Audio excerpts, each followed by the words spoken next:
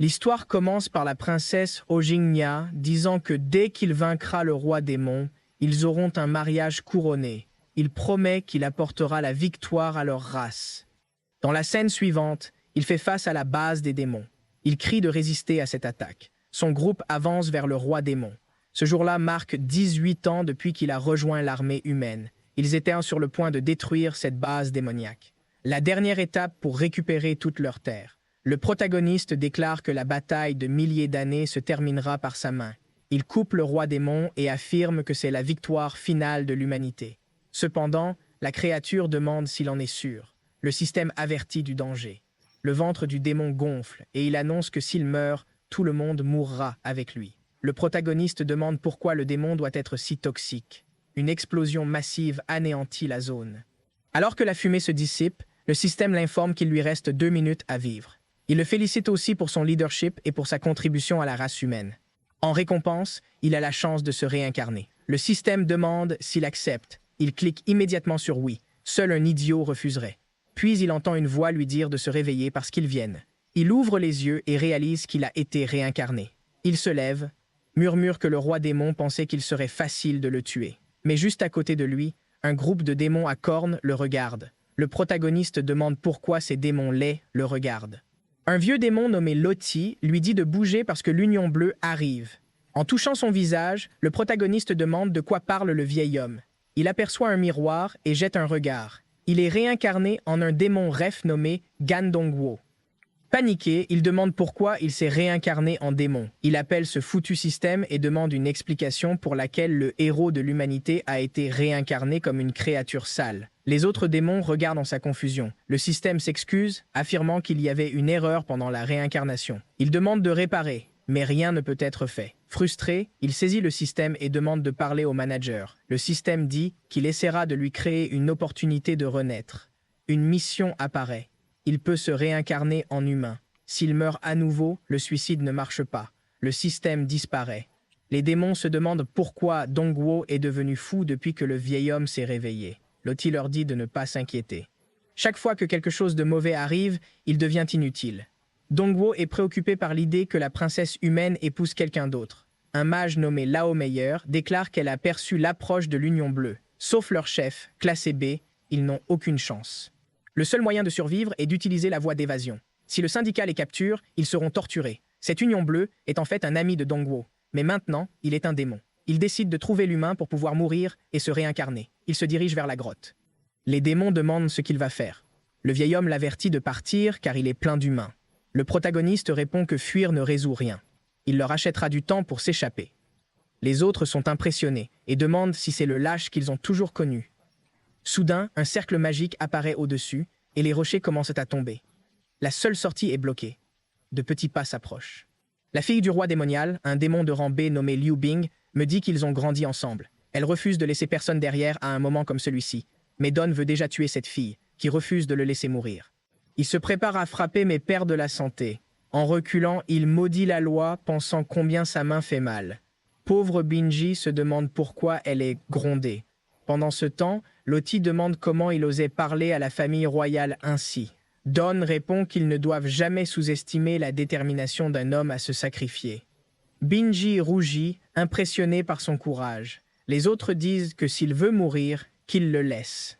Après tout le monde doit s'échapper. Dong, qui dit que tout ce qu'ils ont fait est de se cacher et demande ce qui est si terrifiant des humains, affirmant qu'il est un démon courageux pour la sécurité de tout le monde, il mourra avec dignité. Le groupe est laissé impressionné, tandis que Dong les suppliait désespérément de croire à ses absurdités. Le problème est que le Binji est tout émotionnel maintenant.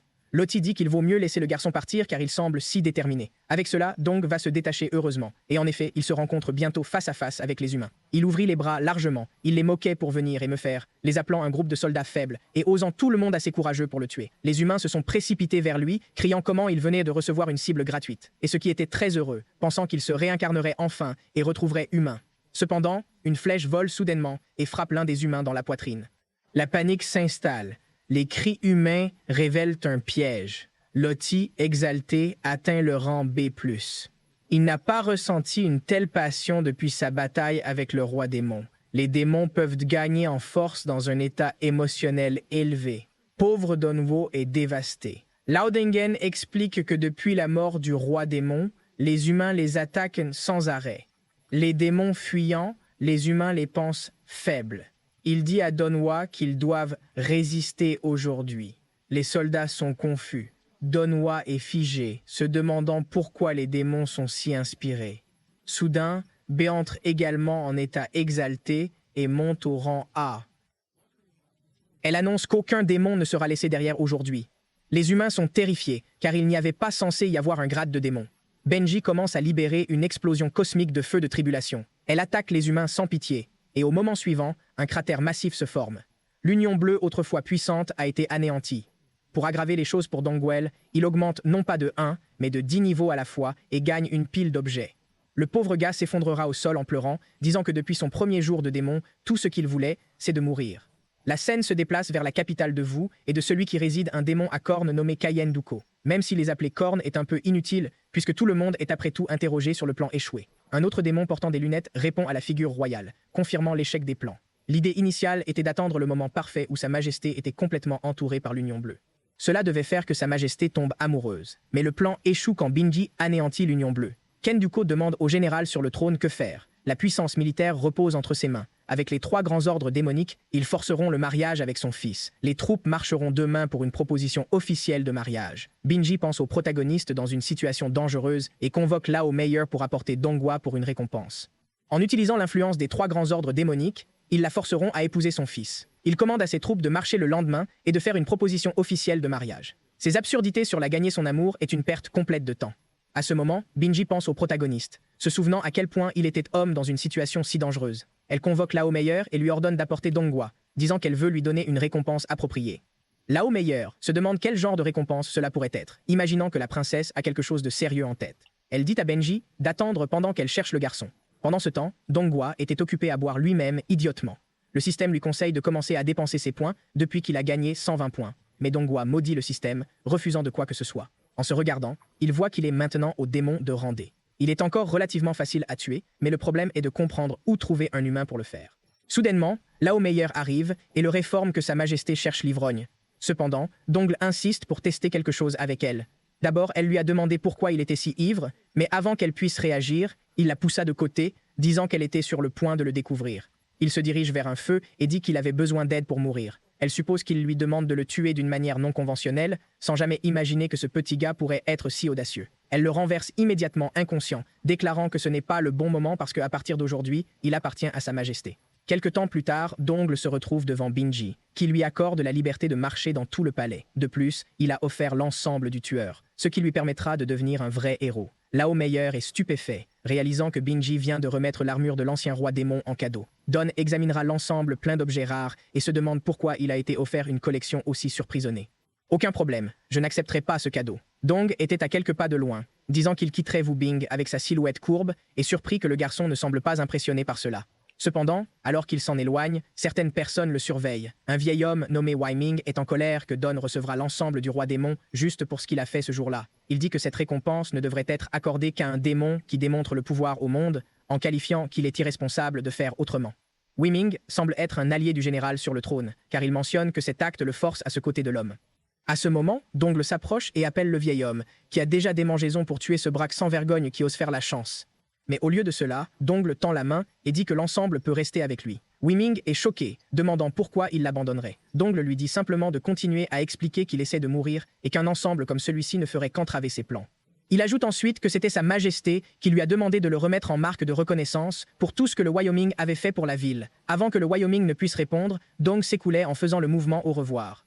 Wyoming se tenait là confus jusqu'à ce qu'il crie soudainement au ciel, se qualifiant sans vergogne pour avoir même envisagé de trahir Sa Majesté. Plus tard, Dong était assis sur un escalier, réalisant qu'il n'y avait personne dans cet endroit prêt à le tuer. Puis il entend quelqu'un à proximité dire que le jeune maître est enfin revenu. La personne s'incline et lui forme que le général a décidé d'être en opération demain. Les soldats seront envoyés pour proposer un mariage entre lui et la princesse, et quiconque s'y oppose sera tué immédiatement.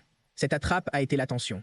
Si c'est le cas, il semble qu'il n'aura qu'à rester dans cet endroit sale encore un jour. Le lendemain, dans la salle de conférence du royaume, beaucoup de gens sont engagés dans la conversation, mais Don trouvera cela ennuyeux et souhaite arriver à la partie importante. Ken Duko s'adresse ensuite à Sa Altesse, disant que depuis 3 ans, les humains se retirent de plus en plus, incapables même de capturer la ville. Benji répond, disant que l'action du général est effectivement impressionnante et qu'il est responsable de nombreuses victoires méritant une récompense. Q dit alors que si Sa Altesse veut vraiment dire ce qu'elle dit, il a une demande préférée. Il convoque son fils Wujin et lui demande de le bénir avec le mariage. Il mentionne qu'ils ont grandi ensemble tout ce temps. Binji, apparemment un peu lent à l'adoption, note qu'ils ne se sont pas vus depuis 3 ans et demande qui Wujin veut épouser. C'est à ce moment-là qu'il explique qu'il veut qu'elle épouse Wujin. Elle est choquée, demandant de quoi il parle puisqu'ils ne s'aiment même pas. Le général, cependant, dit que cela n'est pas pertinent, mais la première fois depuis des milliers d'années qu'une femme dirige la ville des jeunes et des rumeurs sur l'affaiblissement ou la propagation du royaume. Si elle monte seule sur le trône, les choses ne vont que pire. Cependant, elle pouvait facilement taire tout le monde en épousant le bois. Les gens derrière lui hochent la tête, consentant que cela a du sens. De plus, le jeune maître bois est très beau et serait parfaitement correspondant. Leviti, cependant, est furieuse, qualifiant le général de dégoûtant de mettre sa majesté dans une telle position. Bébé semble déchiré, ne sait pas comment répondre. Dong saisirait l'opportunité qu'il attendait. Il fait des progrès, incitant le vieil homme à demander où il va. Don saisira le bras de Banji et dit qu'elle ne devrait pas laisser les menaces dicter ses décisions. Chacun a le droit de faire les choix qui leur apportent le plus de bonheur. Benji, agité, ne sait pas comment répondre. Don demandera ensuite aux autres comment ils peuvent forcer sans vergogne quelque chose comme ça. C'est à ce moment-là que Wei Ming le reconnaît comme le même garçon qui a abandonné l'armure hier. Binji essaie de s'excuser et dit qu'elle n'accepterait pas la proposition. Cependant, Qi interrompt, affirmant qu'il a travaillé sans relâche pour ce royaume et qu'il ne demande aujourd'hui qu'une récompense. Il lui conseille de réfléchir attentivement à sa décision. Loti tire son arc et demande si le général essaie de la forcer à abdiquer le trône de cette façon. Wei Ming intervient également, avertissant le général de marcher avec prudence. Cependant, Qi déclare qu'il détient tout le pouvoir militaire dans cet endroit et demande s'ils sont vraiment prêts à démarrer une guerre. Binji baisse la tête, demande à tout le monde d'arrêter et dit qu'elle est d'accord avec les paroles du général. Dongguo, cependant, éclate en riant. Il dit que, en tant que légitime héritière du trône, Binji a plus de revendications sur lui que quiconque d'autre et devrait se battre pour elle. Il se tourne vers Hugo et demande pourquoi tout le monde a tellement peur de lui. Le général s'approche et demande qui est cet enfant. Dongguo lui crachait au visage, l'appelant juste un général de bas rang, l'ancien roi démon, et se demandant pourquoi il a tant de puissance militaire et que Lambi n'est qu'un laquis, donc il n'a pas de sens pour lui de se comporter si arrogant tout cela tout en tapant le visage de l'imbécile. Pour terminer, Don a déclaré que Binji n'est pas seulement la personne la plus formidable et la plus puissante du royaume, mais aussi la plus belle, alors comment son étrange fils pourrait-il la mériter? Le général en colère dit à Dongguo de se fermer et demande qui au monde la mériterait si ce n'est pas son fils qui est un grand soldat. Le Dongguo délicat affirme qu'il est, après tout, il y a 2 jours dans la grotte. Ils se sont connectés à un niveau profond. Don était confiant que le putain général le tuera enfin. Maintenant, Loti semble dévastée tandis que Mei Wei murmure qu'elle savait que cela arriverait. Le public commence à chuchoter que pendant le bleu que vous voulez dire l'invasion, Dongguo a été le premier à se lever et à lutter contre eux. Pendant ce temps, Binji est émotionné par la loin où Dongguo est disposé à aller pour elle. Le général a cependant demandé si Dongguo veut vraiment mourir si mal. Bien sûr, Dongguo le fait, pointant son cou et disant que si le général a le courage, il devrait juste frapper là-bas. Sinon, il perdra la tête car Dom ne serait pas seulement publiquement humilié, mais aussi tairait la dignité de sa majesté pour toutes ses infractions impardonnables. Le général déclare qu'il accordera le souhait de Dong, activant une technique puissante. Est un point brillant et tout le monde commence à fuir en un instant. Il tend son bras vers l'arrière et frappe Dongguo droit dans la poitrine.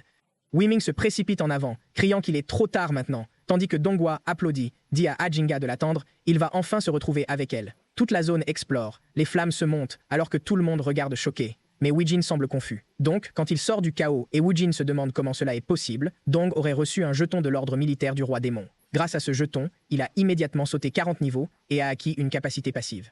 Lorsque sa santé tombe en dessous de 30%, sa défense augmente le volume de défense.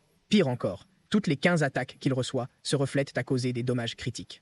Les spectateurs chuchotent que ce type de symbole ne peut être accordé que par sa majesté. Pour autant qu'ils savent, seul le roi démon lui-même pouvait accorder une telle bénédiction. Il s'avère que Bing Yi était celui qui a donné un jeton à Dong. Elle explique que son grand-père, son père et son père avaient confié le jeton à Hu, et à cause de sa loyauté dans la vie et la mort. Mais maintenant, elle a décidé de le donner à Dongguo, lui donnant le droit de devenir général et de diriger l'armée des démons. Ewan n'a pas l'air trop impressionné, supposant que personne n'osera le trahir. Il scanne la pièce, attendant de voir si quelqu'un le défie. Mais Wei Ming s'avance et félicite Dongguo, reconnaissant qu'il est le nouveau général. Loti décide de suivre le même exemple, en raisonnant que si Wei Ming le soutient, il vaut mieux faire de même. Bientôt, Qi et les soldats commencent à reconnaître Dongguo comme le nouveau général. Personne ne voulait s'aligner avec personne autre que les partisans de la reine. Cela plaît tout le monde, sauf Dongguo, qui a été frustré par le tournant des événements, laissé sans choix qui est concédé, disant que puisqu'elle a confié l'emblème de l'ordre militaire à Dongguo, cela prouve qu'elle lui fait confiance. Cependant, il se demande comment un soldat aussi faible commandera une armée entière. Pour se prouver, Dongwo devra conduire une équipe à travers l'ancienne caverne de démons, un test de survie uniquement pour ceux qui sont jugés dignes par les anciens rois. Les anciens ont tiré sur Huan, qualifiant le test de ridicule car personne n'a survécu à la caverne au cours des 100 dernières années. Je suis d'accord et souligner que l'endroit est considéré comme interdit car tous ceux qui entrent meurent, mais Don était excité. Une grotte où personne n'a survécu depuis 100 ans. Parfait. Le général rit, les appelant tous lâches. Dongle leva la main, d'accord avec le général, et demanda où se trouve cette ancienne caverne de démons. Il est prêt à partir maintenant. Ses amis sont grands yeux de incroyabilité. Il y a 200 ans, pendant la crise, le roi démonial s'est sacrifié pour protéger son peuple, scellant le dernier élément démonial dans la caverne pour que le prochain roi puisse revendiquer. Cependant, aucun démon n'a réussi à réussir le test depuis lors. Weiming explique que l'entrée dans la caverne nécessite au moins 2 personnes. Qui d'autre oserait aller avec Dongwo? Les soldats murmurent entre eux, se demandant qui est assez fou pour faire volontaire. Le général déclare que si Dongwo veut passer le test, c'est à lui de trouver un partenaire. C'est à ce moment-là que quelqu'un lève la main. C'est Wujan. Son père le gifle sur le visage, demandant de savoir quand il a commencé à prendre ses propres décisions. Mais Wujan répond calmement, demandant si son père pense qu'il est inférieur. Les soldats sifflent que quelqu'un comme Wu Jin, l'avenir de leur race, ne devrait pas se risquer. Mais Wu Jin insiste sur le fait que seul celui approuvé par les anciens peut hériter du pouvoir du roi, et s'il y a un nouveau roi démon, il devrait être lui. Son père n'a pas l'air satisfait, mais la décision est prise. Le lendemain, Duko s'approche de Wu Jin, le félicitant pour le choix. Il suggère que puisque Dongwo semble si faible, cela pourrait être une occasion de le tuer. Dans la caverne de nulle part, Wu Jin commence à redresser ses cheveux, disant qu'il savait exactement ce qu'il fait. En attendant, Meyer avertit Dongwo de la prudence envers Wu Jin égoïste. Cependant, Don était ravi, car la présence de Wu Jin augmente ses chances de mourir. Soudainement, Weiming arrive, saluant Dongwo comme général et lui présentant les meilleures potions de guérison du royaume. Dongwo le remercie, mais est manifestement mécontent. Bientôt, tout le monde se rassemble à l'entrée de l'ancienne caverne de démons. Dongwo donne des potions à Wu Jin, Meyer demande si tout est prêt, et Binji, fort et puissant, dit à Dongwo de survivre. Lujan annonce que le prochain roi démonique est sur le point de naître. La formation s'active dans le cercle d'or disparaît, les emmenant tous les deux avec elle. Dans la caverne, le dongle déverrouille le test de mission des ancêtres. Les monstres invisibles de Randé les observent déjà. Wu Jin se demande quel genre de monstre peut vivre ici. Dongle se souvient de l'avertissement de Meyer concernant Wu Jin. Il savait qu'il devait rester prudent. Il étend les bras, montrant qu'il ne porte qu'une armure blanche, signifiant de faibles statistiques de défense. Wu Jin est confus par la déclaration de Dongle, car ils ne connaissent même pas leurs ennemis. Dong ne savait pas que Wood attendait l'occasion de le trahir. Wood a convoqué une lame rouge, et Dongle s'est excité, pensant que son moment était venu. Soudain, quelque chose clignote devant Dong et une créature apparaît pour être coupée en deux. Dong était confus par le potentiel incroyable de Wood. Avant qu'il puisse réagir, un essaim de créatures attaque. Wood invoque une autre fleur et libère une énergie puissante, décimant les créatures. Wu Jin a trouvé impressionnant que Dongwu ait détecté ces chauves-souris. Se servir d'appât pour attirer les créatures et les éliminer en un coup était une stratégie intelligente. Cependant, Wu Jin avertit Dongwu de ne pas penser qu'ils sont égaux à cause de cela. Dongwu reconnaît qu'il n'est pas au niveau de Wu Jin. Wu Jin, pas du genre à être humble, libère la barre d'annihilation et active la lame de la fleur. Dongwu est abasourdi. Son plan initial était de se faire poignarder dans le dos par Wu Jin, mais Wu Jin tue plutôt tous les monstres. À cause de Wu Jin, les créatures se concentrent sur lui, laissant Dongwu sans danger. Pourtant, Dongwu veut attirer l'attention des monstres sur lui. Il réalise qu'il a 408 points à dépenser et se demande s'il pourrait les utiliser pour aider son plan. Plus tard, Wu Jin remarque qu'ils ont atteint la partie la plus profonde de la caverne selon la carte. Il trouve étrange que Dongwu n'ait pas encore tué un monstre. La vision ne veut pas y croire, mais peut-être que Dongwu n'est vraiment qu'une faiblesse de son expérience. Soudainement, le sol commence à trembler, le donjon s'active et une mission apparaît. Protéger les messagers du roi démon. Cette mission est de grande difficulté avec une limite de temps de 20 minutes. Une horde de créatures émerge, entourant les animaux. L'expression de Wood change immédiatement. Il active sa capacité et la lance vers une créature, mais celle-ci bloque facilement l'attaque. Elle ouvre ses bras et tire un laser dans le ciel, faisant tomber une météorite sur Wood. Malgré l'explosion massive, il survit. Avant qu'il puisse se retirer, une autre attaque vient des flammes. Dongwell, en attendant, est ravi. Il a alloué les 480 points en force, laissant sa défense au minimum. De cette façon, avec une seule attaque, il prévoit d'attirer toutes les créatures sur lesquelles se concentrer. Wu Jin, en lutte, se convainc que Dongwell est clairement incomparable à lui dans cet univers. Il est évident maintenant que Dongwell est faible. Wu Jin libère sa technique ultime, faisant tomber une pluie d'épines sur les créatures. Cependant, rien ne se passe. Debout devant la plus grande créature, Wu Jin demande sa mort. Les épines intégrées au sol explosent, mais le monstre reste presque intact. Avec 90% de sa défense encore en place, Jim serait perdu. Il a utilisé sa dernière technique et la créature est pratiquement invulnérable. Il lui lance de l'énergie violette. Toutes les créatures convergent, entourant Wu Jin. Pendant ce temps, Donghua se promène tranquillement. Il s'approche discrètement de la créature massive et prépare une attaque surprise. Donghua fait un coup puissant, créant un trou dans le corps des créatures. Instantanément, tous les autres monstres tournent leur attention vers Donghua. Wu Jin se précipite vers lui et Dongwu est stupéfait par la puissance qu'il possède maintenant. Vous n'auriez jamais imaginé que les 480 points de force seraient si efficaces. Wu Jin essaie de découvrir la faiblesse du monstre. Ça lui a enfin du sens. Donghua n'avait pas attaqué parce qu'il avait remarqué et créé une opportunité parfaite. Entouré de monstres, Donghua reçoit une notification du système. Il attire toute l'attention des créatures. Debout avec confiance, les bras croisés, Donghua sourit. Sa stratégie a fonctionné. Il est devenu la seule cible des monstres. Une créature saute vers lui et Dongle pense que cela mettra fin à tout. Il fait des gestes avec son doigt, moquant le monstre. Juste avant qu'il soit frappé, une fleur apparaît derrière lui. Wu Jin active le changement de pédale et coupe la créature. Dongle est stupéfait et il ne reste que 3 messagers. Wu Jin aime la stratégie de Dongle qui attire l'attention de l'ennemi. Les créatures retournent leur attention vers Wu Jin. Dongwu, frustré, se demande de quoi Wu Jin parle. Il avait travaillé dur pour devenir la cible de tous les monstres. Wu Jin s'éloigne et Donghua le poursuit, criant qu'il ne le laissera pas mourir. Dongwu frappe une autre créature, créant un cratère. Il étend les bras et déclare que le buff est avec lui. Il moque les créatures pour attaquer, se déclarant la cible parfaite. Debout avec un sourire, il attend.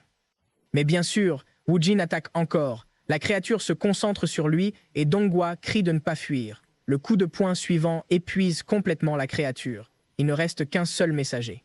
Donghua se précipite vers lui, suppliant. « Pour l'amour de Dieu, frappe-moi déjà !» La créature soulève sa lame, visant Donghua. Donghua sourit, prêt à accepter sa fin. Avant que l'attaque ne touche, Wu Jin tranche la créature. Les restes tombent et tous les ennemis sont vaincus. Wu Jin félicite Donghua pour son instinct de combat. Il admet qu'ils ont bien travaillé ensemble, mais Don est en colère. Il n'a jamais voulu travailler en équipe.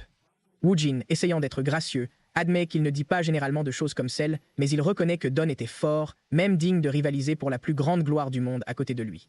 Soudainement, le sol commence à trembler. L'électricité frappe du sol lorsqu'une voix résonne, annonçant que cela fait des siècles que quelqu'un n'a osé entrer dans cette caverne. La voix dit qu'elle pensait qu'aucun nouveau prodige n'aurait le courage de défendre le titre de roi démonial.